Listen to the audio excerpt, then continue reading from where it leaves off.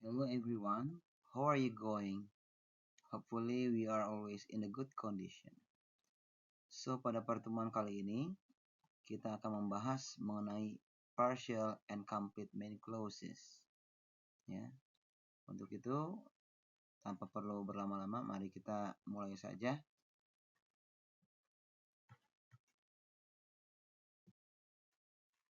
Ya, keys to understand this material. Jadi garis besarnya untuk memahami materi ini. Ya, yang pertama ada if a sentence has a subject, it must have a verb unless it's a double comparison structure. Jadi, jika sebuah kalimat itu memiliki subjek, tentu itu harus juga memiliki kata kerja. Kecuali jika dia itu adalah struktur perbandingan ganda, ya. Nanti ada contohnya.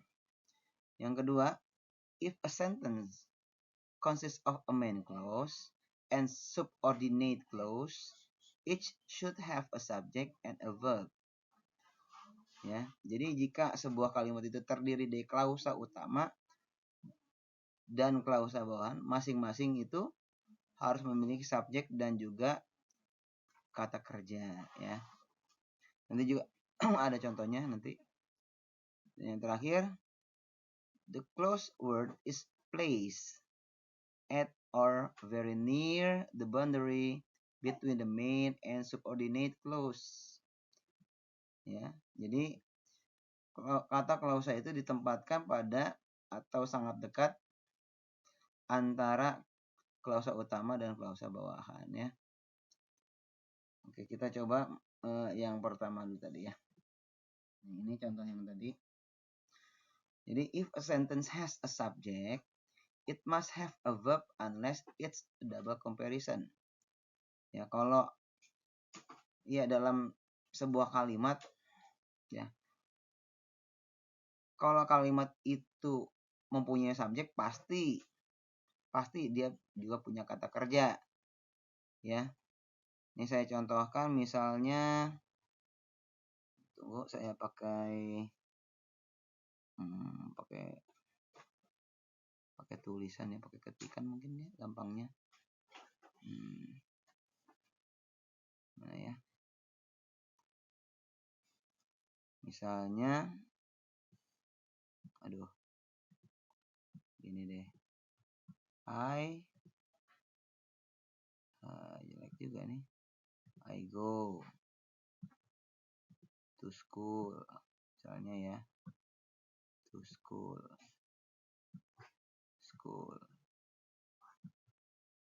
susah sekali nih, school,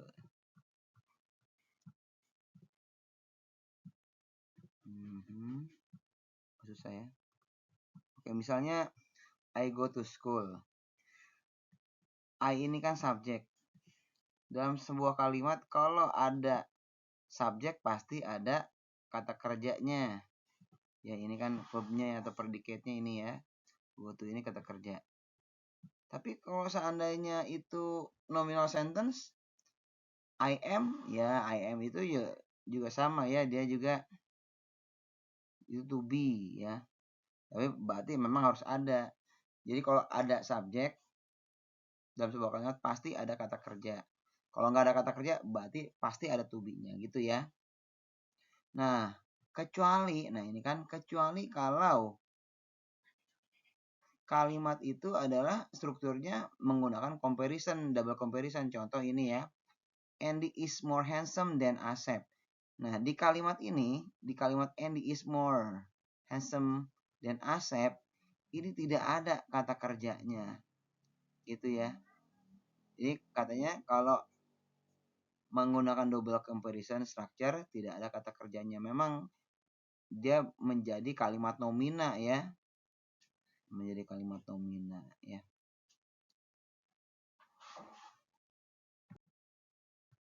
Oke, kita masuk yang selanjutnya. Oke. If a sentence If a sentence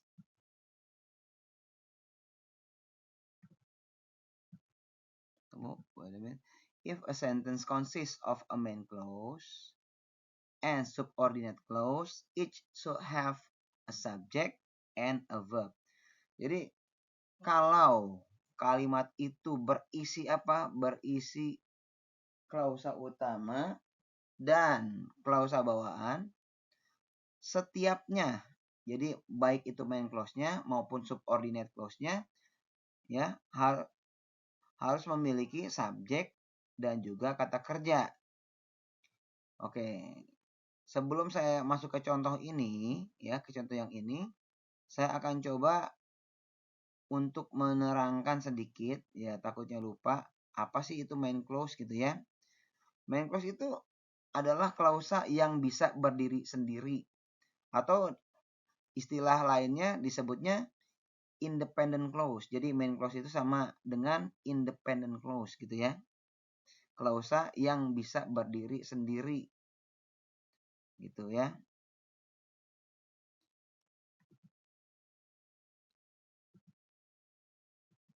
Kemudian pola dari klausa ini adalah subjek dan verb. Bahkan jika itu dalam bentuk yang paling sederhana atau simpel sekalipun, clause ini juga dikenal sebagai independent clause yang tadi saya katakan ya, dan juga bisa memiliki modifier serta predikat kata kerja di dalamnya. Jadi tadi main clause itu berarti ada subjek, ada verbnya juga ya. Nah, kemudian untuk yang subordinate, ya. Kalau subordinate itu apa sih? Ya berarti kebalikan dari main clause. Subordinate itu ya klausa yang tidak dapat berdiri sendiri, ya. Yang tidak bisa berdiri sendiri. Jadi dia itu membutuhkan main clause, atau dia tuh melengkapi atau mensupport main clause gitu ya. Gitu. Nah, dua-duanya harus punya subjek dan kata kerja nggak? Harus punya. Kita lihat di sini ya, di contoh ada kalimat ini. Ini kalimat ini terdiri dari main clause dan subordinate clause. Dan dua klausa ini memiliki subjek dan juga predicate atau kata kerja ya. Perhatikan yang pertama nih. Every time before I go to sleep, I drink a glass of milk.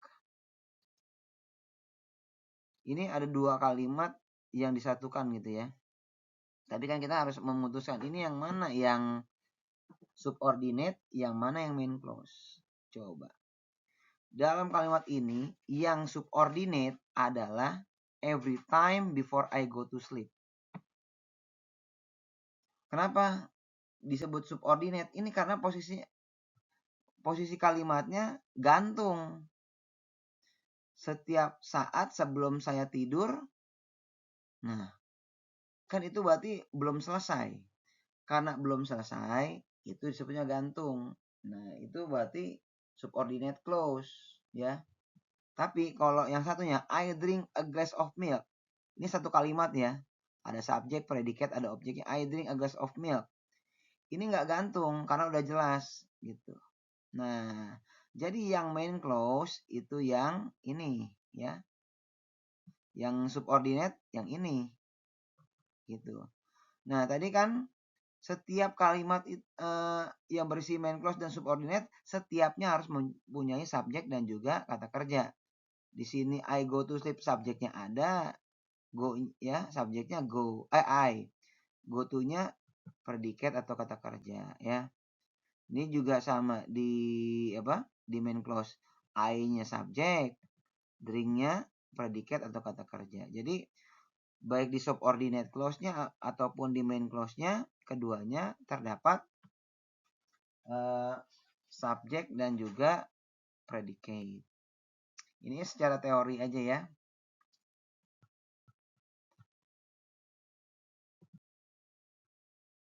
Oke, biar kita juga nggak puyeng, kita langsung masuk ke contoh soal, gitu ya, ke contoh soal.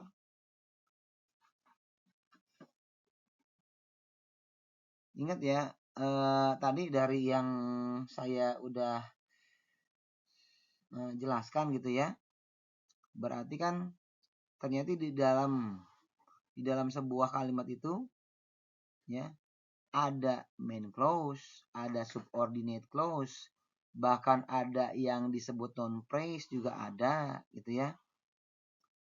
Nah, ingat waktu materi kita di awal-awal dulu, kalau seandainya kita misalnya ini saya kasih namanya cara menjawab mudah gitu sebetulnya. Kalau dalam kalimat itu kan polanya subjek plus predikat atau verb gitu ya, plus objek gitu. Seandainya misalnya di dalam kalimat itu tidak ada hanya ada verb atau objek, berarti yang kita cari subjeknya aja gitu kan. Ataupun yang tidak ada misalnya kata kerjanya. Misalkan yang ada subjek dan objek, berarti nyari kata kerjanya. Pun demikian kalau misalkan yang ada cuma subjek sama verb, berarti yang dicari objeknya aja. Jadi intinya seperti itu kan. Intinya seperti itu. Ya, semudah itu sebetulnya. Oke, kita masuk ke nomor 1. Packet switch networks bla bla bla information so that it can be remembered. Ya. Ini it can be remembered ini subordinate clause nih. It can be remembered. Apa yang diingat coba? Nah, main clause-nya yang ini nih. Packet switch network information so that it can be. Ini nih. Ini yang main clause-nya nih. Tapi kan kita kan nggak akan ngebahas itu ya. Karena kita harus main cepet ya. Nah, sekarang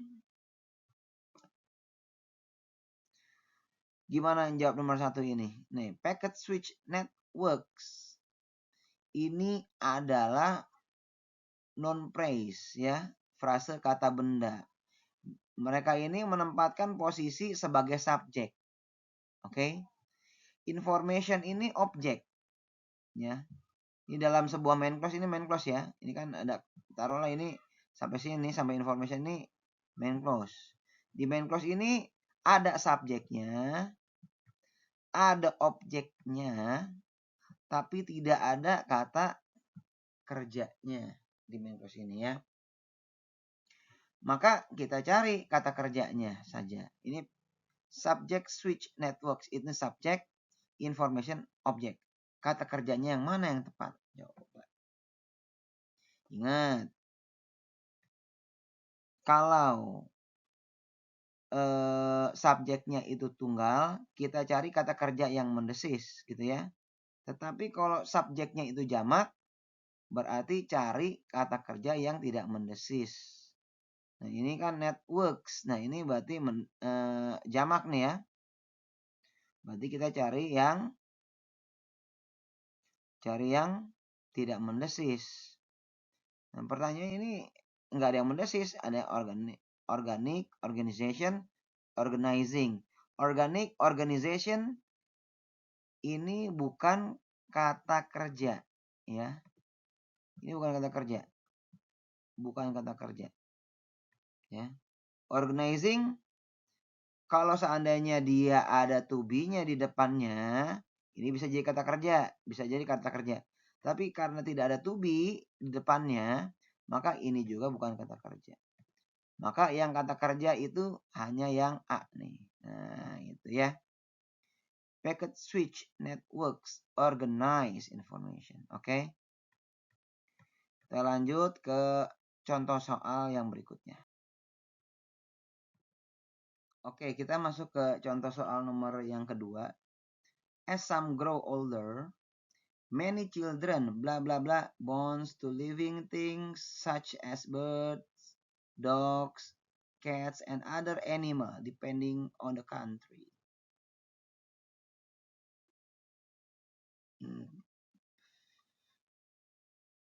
Nah, ini sebetulnya ada dua klausa ya. ada subordinate clause. Yang mana subordinate clause? Yang ini nih. As some grow older ini adalah subordinate clause. Ini nggak bisa berdiri sendiri tanpa kalimat yang many children sampai animals nih. Ya. Nah, di sini kita lihat many children. Many children ini subjek ya. Bonds to living. Nah, berarti ini bonds ini berarti objek nih. Bonds to living things such ini sampai animals nih objek lah gitu. Berarti dia tetap nyarinya kata kerja lagi. Ya. Many children itu jamak atau tunggal? Ya, dia itu apa? Jamak ya. Karena dia jamak kita harus cari yang nggak pakai S. Ini berarti bukan ya. Ini bukan, karena kalau mau jadi kata kerja dia harus ada to be-nya. A form ini bukan kata kerja karena ini ada kata itu artikel itu berarti ini menjadi sebuah kata benda gitu ya. Jadi yang paling tepat adalah yang B gitu. Lanjut ya. Nomor 3. Always bla bla bla the necessary document to their original place as soon as you remove them. Jawabannya yang mana? Nah, ini pertanyaannya ini apa yang harus dicari sebetulnya? Apakah yang dicari subjek ini? Apakah kata kerja ataukah subjek to be kata kerja? Ataukah subjek plus kata kerja? Kalau kita lihat dari kata always di sini, ya, harusnya yang kita cari memang di sini bukan subjek, ya. Karena pada prinsipnya kalau ada kata setelah always, ya, often gitu ya, always, often, seldom gitu ya. Itu setelah kata itu kata kerja gitu. Maka di sini untuk menjawab nomor 3 ini harusnya kata kerja. Maka kalau a return karena ada artikel ini berarti jadi sifatnya jadi kata benda ya. It is returned. Ini ada subjek, ada to be, ada kata kerja. Kita tidak butuhkan ya karena di sini udah ada kata apa the necessary document ini udah ada objeknya ya, udah ada objeknya. Jadi kita nggak butuh lagi nih. Nggak butuh lagi nggak butuh lagi kata kerja nggak butuh ya nggak butuh kata kerja. Kalau kamu jawabnya pakai yang C ini kan jadinya pasif, sementara ini pola kalimat aktif, jadi salah kalau jawabnya C ya. Nah ini kalau yang ini gimana? They return the necessary document, tetapi kan ada kata always tadi. Saya tadi bilang kalau ada kata always, often, seldom gitu ya, itu berarti setelahnya kata kerja. Maka jawaban paling tepat itu adalah yang A, return, always return gitu ya, selalu mengembalikan gitu kan. Jadi ini yang benar nih yang A. Lanjut. Nah sekarang kita masuk ke bagian terakhir ya, ini bagian terakhir ya.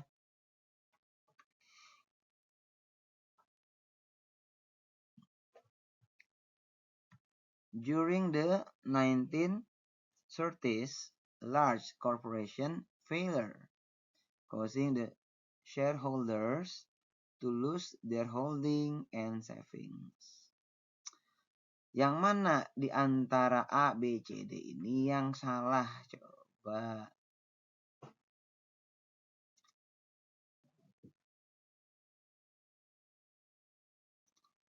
Begini ya, ini ada kembali lagi ke materi kita ya tentang main clause dan subordinate clause ya. Ini dalam kalimat ini ada main clause-nya, ada subordinate clause-nya. Yang mana yang subordinate clause, yang mana yang main clause? Kita lihat dulu nih. Di sini subordinate clause-nya ada causing the shareholders to lose their holdings and savings. Ini adalah main subordinate-nya, subordinate clause-nya, subordinate clause ya, subordinate clause. Ya. Di subordinate clause ini coba kita lihat ya. The shareholders ini subjeknya ada, to lose ini ya, tulus ini berarti kan predikatnya. Their holdings and savings. Nah, ini kan objeknya, berarti udah benar nih ya kalau di subordinate clause-nya udah benar ya. Udah benar nih. Ya. Jadi dia ada subjek, ada predikatnya yaitu tulusnya itu ya. Kemudian ada objeknya. Nah, kita sekarang lihat ke main clause-nya. Ini main clause-nya yang ini nih. Ya. Nih. Ya. Kita fokusnya ke yang bagian ini, bagian A dan B ini. Large corporations failure. Ada subjeknya, ada langsung objek. Ini objek ya. Berarti yang salah itu yang B. Kenapa? Harusnya sebelum kata failure itu ada to be-nya dulu di sini. To be-nya kalau mau ya. Harusnya large corporations are failure. Harusnya ada are di situ ya.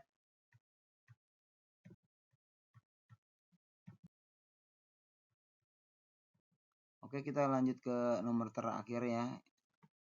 One problem, how to institute, oversee, and enforce affirmative actions program. Ini sebetulnya ini adalah subordinate clause ya. Dari one problem sampai actions programs ini hanya satu klausa yaitu subordinate clause ya. Nah, sekarang pertanyaannya apa yang bikin salah gitu kan? Apa yang bikin salah? Coba. Apakah yang A, problem how, oversee, enforce, and atau apakah affirmative action programs yang salah? Kita perhatikan dulu ya di sini. Kalau seandainya Anda menjawabnya B, salah nggak kira-kira? Nggak salah ya. C juga nggak salah, D nggak salah, yang salah itu yang A. Kenapa? Seperti yang tadi sudah kita bicarakan di awal ya. Dalam sebuah kalimat itu ada subjek, ada predicate, ada objek. Itu standarnya seperti itu ya. Di sini one problem ini sudah menjadi subjek. To institute, oversee, and enforce itu, enforce ini adalah kata kerja. Betul? Betul. Ya. Affirmative actions programs ini adalah objeknya. Yang bikin salah itu ada kata how di sini. Ya. Harusnya cukup one problem to institute, oversee, and enforce affirmative action programs. Nah, mungkin nanti kemudian di sini koma ada main clause-nya gitu ya. Nah, tapi yang membuat salah adalah ada kata how di sini. Harusnya tidak ada. Ya. Oke, sekian dulu materi mengenai main clause structure, partial, and complete main clauses. Semoga penjelasan dari Mister ini membuat kalian lebih siap ketika menempuh ujian di minggu depan. Kurang lebihnya mohon maaf. Selamat belajar. See you.